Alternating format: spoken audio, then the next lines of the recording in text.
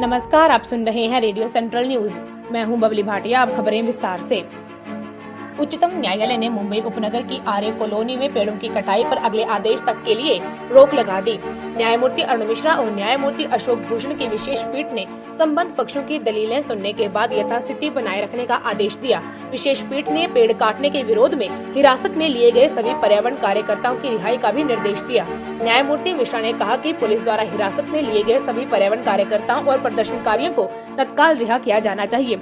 इन सभी की रिहाई जमानती बॉन्ड जमा कराने के बाद ही होगी। न्यायालय ने कहा कि पर्यावरण एवं वन संबंधी मामलों से संबंधित पीठ इस मामले की सुनवाई अब 21 अक्टूबर को करेगी और इस दौरान पेड़ों के काटे जाने के फैसले की वैधता पर भी जिरह होगी। संयोगवश इस पीठ की अध्यक्षता न्यायमूर्ति मिश्रा कर रहे हैं। गौरतलब है कि ऋषभ रंजन के नेतृत्व में विधि छात्रों के एक समूह ने मुख्य न्यायाधीश को पत्र लिखकर इस मामले में हस्तक्षेप की मांग की थी।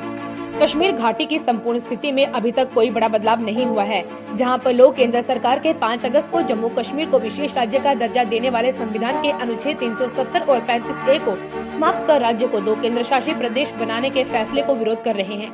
घाटी में 64वें दिन ट्रेन, मोबाइल और इंटरनेट सेवाएं स्थगित रहीं। अधिकारियों ने बताया कि कश्मीर घाटी में पिछले 24 घंटे के दौरान किसी बड़ी अप्रिय घटना की सूचना नहीं है। उन्होंने बताया कि घाटी के किसी बड़े हिस्से में निषेधाज्ञा लागू नहीं है। कानून व्यवस्था बनाए रखने के लिए हालांकि एहतियातन आपराधिक प्रक्रिया संहिता CRPC की धारा 144 के तहत 4 लोगों को एक जगह पर इकट्ठा होने पर पाबंदी लगाई गई है। अलगाववादियों के उदारवादी धड़े हुर्रियत कॉन्फ्रेंस SG अध्यक्ष मीरबाइज मौलवी उमर फारूक का गढ़ माने जाने वाले श्रीनगर के शहर एक खास स्थित जामिया मस्जिद 5 अगस्त से बंद है।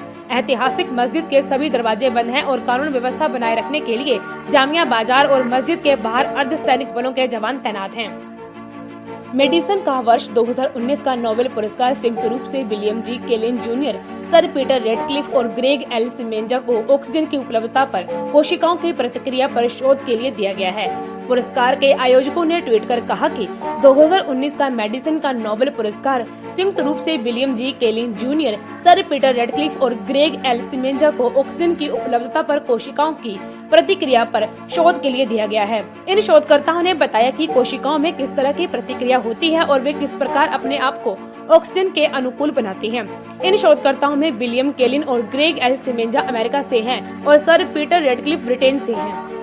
भारत के सुरेंद्र सिंह ने जर्मनी में समाप्त हुई 2 दिवसीय वर्ल्ड पावर लिफ्टिंग चैंपियनशिप में अपने दमखम का जलवा दिखाते हुए 4 विश्व रिकॉर्ड बना डाले, जबकि 4 बार के वर्ल्ड चैंपियन मुकेश सिंह ने भी स्वर्ण जीता। सुरेंद्र ने कुल 4 स्वर्ण पदक और 1 रजत पदक तथा टूर्नामेंट के सर्वोत्तम लिफ्टर का पुरस्कार भी जीता।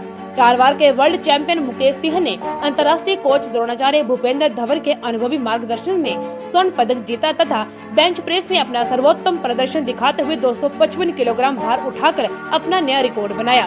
भारतीय खिलाड़ियों ने द्रोणाचार्य भूपेंद्र धवन के दिग्दर्शन में बेहतरीन प्रदर्शन किया। मनप्रीत ने 100 किलोग्राम वर्ग में 1 स्वर्ण और 1 रजत पदक जीता।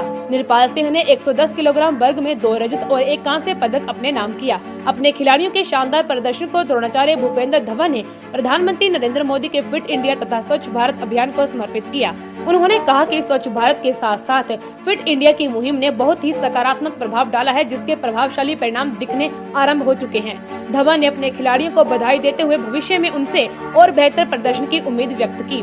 इस न्यूज बुलेटिन में फिलहाल इतना ही।